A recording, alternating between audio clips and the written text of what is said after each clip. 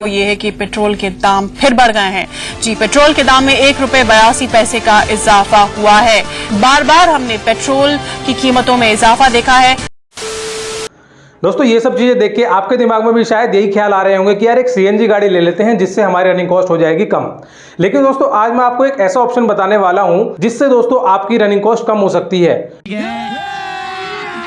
अभी मजा आएगा ना भिड़ो। और दोस्तों इस वीडियो को बनाने का मकसद भी यही है कि आपको उस ऑप्शन के ऊपर एक डिटेल्ड एनालिसिस दे दिया जाए जिससे आप एक सही फैसला ले सके और आपकी पैसा ही बचे और आपको इनकन्वीनियंस या फिर दुविधा का सामना भी ना करना पड़े। बदल। उस ऑप्शन का नाम है दोस्तों एक डीजल कार। आज की वीडियो में दोस्तों एक डिटेल्ड एनालिसिस करने वाले हैं कि एक डीजल कार और सीएनजी कार के बीच में डिफरेंस क्या है और साथ ही साथ आपके लिए कौन सा बेस्ट डिसीजन है। हम ये नहीं कह रहे हैं कि सीएनजी खराब है, ना ही ये कह रहे हैं कि डीजल बहुत ही अच्छा है, बट दोस्तों एक डिटेल्ड एनालिसिस मिलेगा आपको कि कौन सा डिसीजन आपके लिए बेस्ट रहेगा।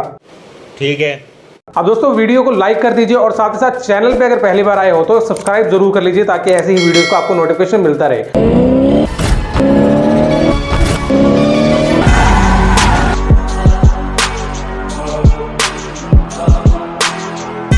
दोस्तों आज की वीडियो में हम टोटल 8 पॉइंट्स पे सीएनजी और डीजल को कंपेयर करने वाले हैं। दोस्तों हमारे चौथा और जो 7वां पॉइंट था वो हमारे मेजर कंसर्न्स थे, तो हो सकता है शायद वो आपके भी हो, इसलिए वीडियो को पूरा देखना, वीडियो में बने रहना और लाइक जरूर करना वीडियो को। तो चलिए दोस्तों शुरू करते हैं और जानते हैं कौन कौन से वो पॉइंट्स थे। दोस्तों बात करते हैं पहले पॉइंट की, वो है दोस्तों प्राइस, क्योंकि जब भी हम कोई चीज खरीदते हैं तो हमें पता होना चाहिए कि हम उसके लिए कितना पे करना है। तो दोस्तों अगर आपने इस वीडियो पे क्लिक किया है तो आप ऑब्वियसली पेट्रोल को तो साइड कर चुके हैं, आपकी रनिंग शायद हाई होगी जिसकी वजह से आप सोच रहे हैं सीएनजी लूं या फिर डीजल लूं।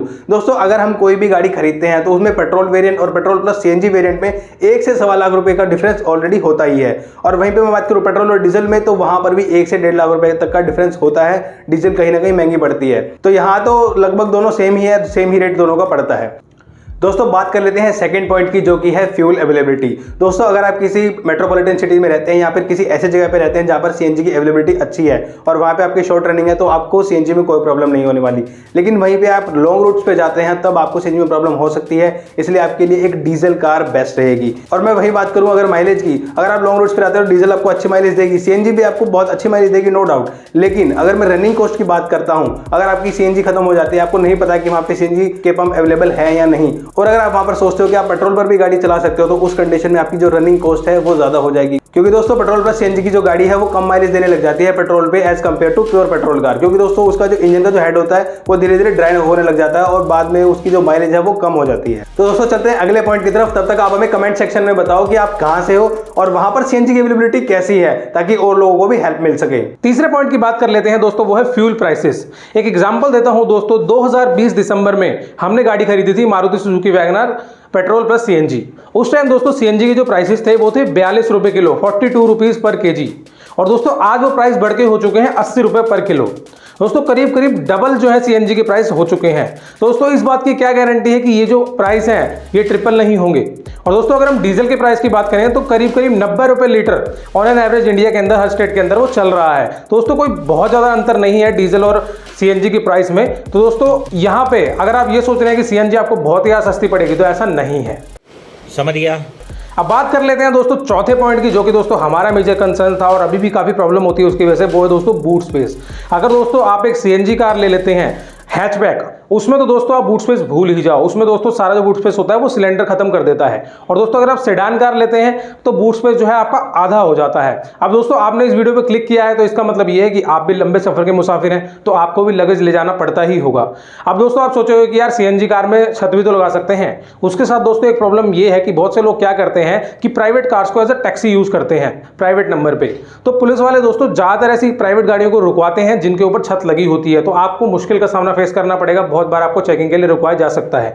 वहीं दोस्तों अगर डीजल कार की बात करें तो उसमें आपको फ्यूल टैंक नीचे की तरफ मिलता है और आपको डिग्गी एकदम पूरे मिल जाती है और बूट स्पेस की कोई भी प्रॉब्लम नहीं होती। दोस्तों बात कर लेते हैं 5वें पॉइंट की, जो कि एक मेजर कंसर्न है ऑब्वियसली, जो वो है लाइफ ऑफ कार।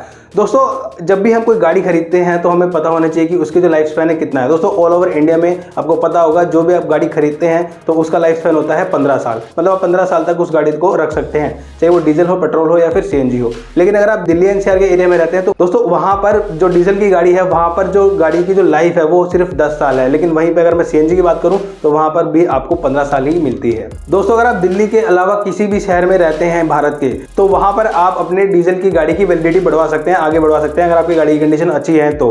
लेकिन वहीं पर अगर आप दिल्ली में हैं तो वहां पर आप गाड़ी की वैलिडिटी नहीं बढ़वा सकते, उसके बाद आपकी गाड़ी सीधी स्क्रैप में ही जाएगी। दोस्तों इसी के साथ एक बात का और ध्यान रखना, अगर आपकी गाड़ी किसी और स्टेट से रजिस्टर है और डीजल की है और उसको 10 साल हो गए हैं और अगर आपने उसको दिल्ली के अंदर एंटर किया तो उस कंडीशन में आपकी गाड़ी सीज हो जाएगी और वहां पर आपकी गाड़ी जो है सीधा बंद कर दी जाएगी, आपको गाड़ी मिलेगी भी नहीं उसके बाद में। तो इसलिए ध्यान रखना, दिल्ली में लेकर मत घुस जाना। दोस्तों अगले पॉइंट की बात कर लेते हैं, वो है माइलेज। दोस्तों अगर मैं बात करूं डीजल की, आपने सुना ही होगा कि जब भी हम लॉन्ग रूट्स पे जाते हैं तो डीजल ज़्यादातर प्रेफर किया जाता है क्योंकि अवेलेबिलिटी भी अच्छी होती है और वहीं पे माइलेज भी अच्छी होती है। अगर मैं नेक्सॉन का एग्जांपल लूँ, टाटा नेक्सॉन का अगर मैं एग्जांपल लूँ, तो अगर आप उसको 80-90 की स्पीड तक अगर आप चलाते हो तो 20 से 25 किलोमीटर पर लीटर तक की आप माइलेज निकाल सकते हो। लेकिन अगर मैं बात करूं सीएनजी की, तो ऑब्वियसली सीएनजी डीजल से अच्छी ही माइलेज देती है। अगर आपके पास अवेलेबिलिटी अच्छी है तो सीएनजी डीजल से डेफिनेटली अच्छी ही माइलेज देगी। वहीं पे अगर मैं एक 1200 सीसी तक का एक इंजन लेता हूं सीएनजी में तो आपको 27 या 28 तक की माइलेज आराम से दे देगा पर केजी। दोस्तों अब माइलेज सुन के तो आपको लग रहा होगा कि भाई सीएनजी लेनी चाहिए, लेकिन आपको शायद याद नहीं होगा कि मैंने दूसरे पॉइंट पे अवेलेबिलिटी ऑफ फ्यूल भी बताया था, जिसमें अगर आप एक ऐसे रूट पे जा रहे हैं जहां पे अवेलेबिलिटी सही नहीं है, वहां पर आपको बहुत सारी इनकन्वीनियंस भी होगी। ढूंढो कि भाई सीएनजी पंप कहाँ है, उसके बाद में घंटों लाइन में भी लगो और फिर वहां पे सीएनजी डलवाने के बाद में बूट स्पेस की भी दिक्कत आपको रहेगी, मैंने जो जैसे कि पॉइंट्स में बताया था। तो ये सारी दिक्कतें भी हैं। और दोस्तों इसी के साथ में अगर हम कुछ एक्स्ट्रा पैसे खर्च करके इनकन्वीनियंस से बच सकते हैं, हमें कंफर्ट मिल सकता है, तो हम वो क्यों ना करें। क्या बात है सर, क्या बात है सर। अब बात कर लेते हैं दोस्तों 7वें पॉइंट की, जो कि हमारा ही मेजर कंसर्न था, वो है दोस्तों पावर दोस्तों ऑब्वियसली सीएनजी कार के अंदर कम ही होती है एज कंपेयर टू डीजल की पावर दोस्तों सबसे ज्यादा मानी जाती है। अगर दोस्तों हम प्रैक्टिकल पावर की बात करें, जो होता है इनिशियल एक्सेलरेशन, पेट्रोल से भी ज्यादा दोस्तों डीजल में पावर होती है। टॉर्क बेसिकली डीजल के अंदर ज्यादा होती है, जो इनिशियल पिकअप ज्यादा प्रोवाइड करती है। अगर दोस्तों मैं पावर की बात करूं, अगर आपकी जो रनिंग है वो सिटी के अंदर है तो आपको पावर से इतना फर्क नहीं पड़ेगा, क्योंकि दोस्तों सिटी के अंदर हमें ज्यादा पावर की जरूरत नहीं होती, हम जनरली नॉर्मल स्पीड्स पे ही चलते हैं। बट दोस्तों अगर हम बात करें हाईवेज की और हिली एरियाज की, वहां पे दोस्तों आपको बहुत रिग्रेट होने वाला है अगर आपने सीएनजी कार ले ली तो। क्यों? क्योंकि दोस्तों सीएनजी के अंदर और डीजल के अंदर एक बहुत बड़ा डिफरेंस होता है पावर का। डीजल कार दोस्तों पहाड़ों पे बिल्कुल आसानी से चढ़ जाती है, बट सीएनजी कार को बहुत ही ज्यादा स्ट्रगल करना पड़ता है। दोस्तों वहां पे आपको बहुत रिग्रेट होगा कि यार काश एक डीजल कार ले ली होती। अब दोस्तों बात कर लेते हैं मेंटेनेंस की। मेंटेनेंस में इन दोनों का क्या फर्क है।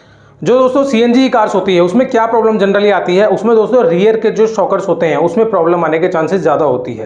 क्यों? क्योंकि दोस्तों पीछे सीएनजी टैंक होता है, साथ ही साथ जब पैसेंजर बैठते हैं तो ज़्यादातर सीएनजी कार्स के अंदर जो रियर सस्पेंशन की प्रॉब्लम आ जाती है। बट अगर वारंटी पीरियड में प्रॉब्लम आती है तब तो आपको कोई दिक्कत नहीं होने वाली, बट अगर वारंटी की बात होती है तो वहाँ आपका एक कॉस्टिंग बढ़ जाती है। और साथ ही साथ दोस्तों सीएनजी कार में हर 10 से 15,000 किलोमीटर में आपको सीएनजी फिल्टर चेंज करना होता है, और साथ ही साथ हर 5,000 किलोमीटर पे एयर फिल्टर तो एटलीस्ट क्लीन तो करना ही पड़ता है। अगर आप उसे चेंज कर लेंगे तो आपको अच्छी परफॉर्मेंस मिलती रहेगी।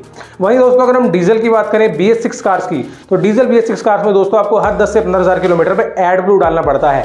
हालांकि दोस्तों इतना कॉस्टली तो नहीं होता है, 60 रुपए लीटर से लेकर 100 रुपए लीटर तक आपको अच्छा एड ब्लू मार्केट में मिल जाएगा। दोस्तों मेंटेनेंस के मामले में तो हम ये नहीं कह सकते कि डीजल आगे है या फिर सीएनजी आगे है, लगभग सेम ही पड़ जाता है। अब चलते हैं दोस्तों आगे की तरफ, बात करेंगे वर्डिक्ट ये आपके लिए क्या बेटर रहेगा। दोस्तों अभी आपने देखा हमारे 8 पॉइंट्स का कंपैरिजन। आई होप अभी तक आपने सोच लिया होगा कि आपके लिए क्या चीज बेस्ट है। लेकिन अगर मैं वर्डिक्ट की बात करूं हमारे अकॉर्डिंग, तो मैं इसमें भी 3 कैटेगरी के लोग रखूंगा। दोस्तों पहले कैटेगरी के वो लोग जिनकी लोकल में रनिंग बहुत ज्यादा है और साथ में सीएनजी की अवेलेबिलिटी भी अच्छी है, तो ऑब्वियसली उनके लिए सीएनजी कार बेस्ट होने वाली है। और दूसरे कंडीशन की अगर मैं बात करूं तो दूसरी कैटेगरी में वो लोग आएंगे जिनकी लॉन्ग ट्रिप्स रहती हैं, सीएनजी की अवेलेबिलिटी ठीक है और जिनका जो रूट है वो बिल्कुल फिक्स रहता है। उनको पता रहता है कि भाई इतने किलोमीटर के बाद में सीएनजी का पंप आना है, वहां पे अवेलेबिलिटी मुझे मिल जाएगी, तो उसमें मुझे कोई दिक्कत नहीं होगी। तो वो लोग भी सीएनजी ले सकते हैं आउट स्टेशन ट्रिप होने के बावजूद भी। लेकिन वहीं पे तीसरी कैटेगरी अगर मैं बात करूं तो कुछ लोग ऐसे होते हैं जो रैंडम ट्रिप्स पे जाते हैं, मतलब उनको कोई फिक्स नहीं होता कि भाई मुझे इसी रूट पे चलना है, वो कहीं पर भी निकल जाते हैं अंधेरी रातों में सुनसान राहों पर।